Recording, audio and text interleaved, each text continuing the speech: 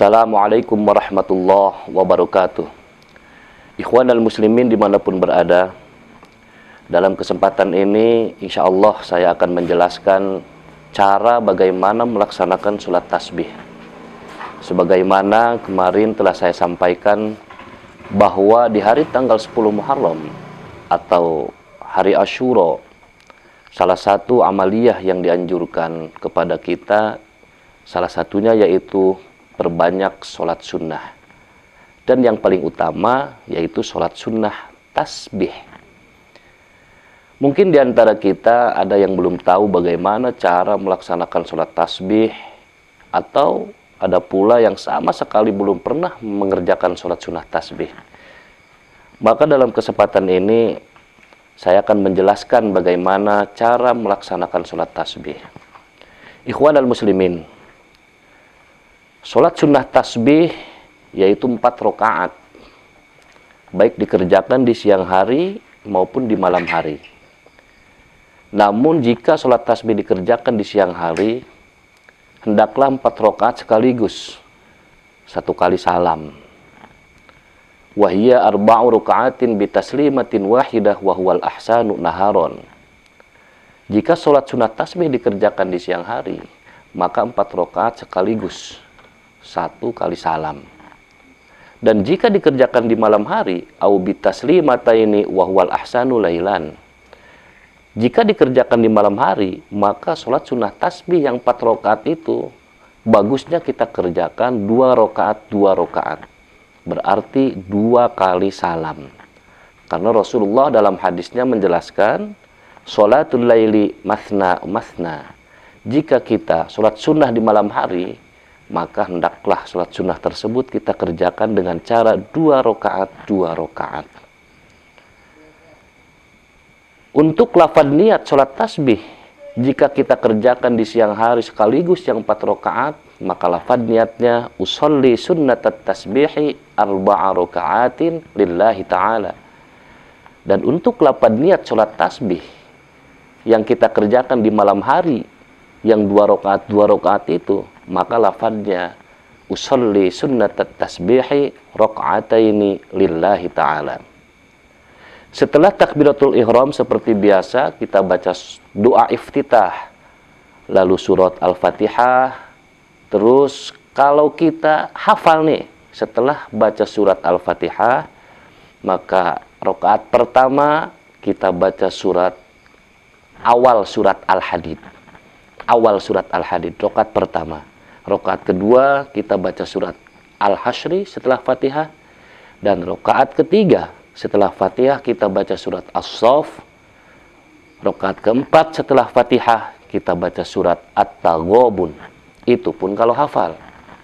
Dan kalau tidak hafal, maka kita baca surat Az-Zalzalah di rakaat pertama setelah Fatihah. Di rakaat kedua setelah Fatihah kita baca surat Wal-Adiyati Dhabha. Dan di rakaat ketiga setelah Fatihah kita baca surat At-Takatsur, Alhaakumut Takatsur. Dan di rakaat yang keempat setelah Fatihah kita baca surat Al-Ikhlas. Itu pun kalau hafal. Dan kalau tidak hafal, maka setelah Al-Fatihah baca surat bebas. Setelah kita baca surat, maka di situ kita dianjurkan untuk membaca tasbih sebanyak 15 kali. Bagaimana bacaan tasbihnya? Subhanallah walhamdulillah wala ilaha illallah wallahu akbar wala haula wala quwata illa billahil aliyyil azim. Itulah bacaan tasbihnya. Kita baca 15 kali sebelum ruku. Setelah itu lalu kita ruku, kita baca bacaan ruku.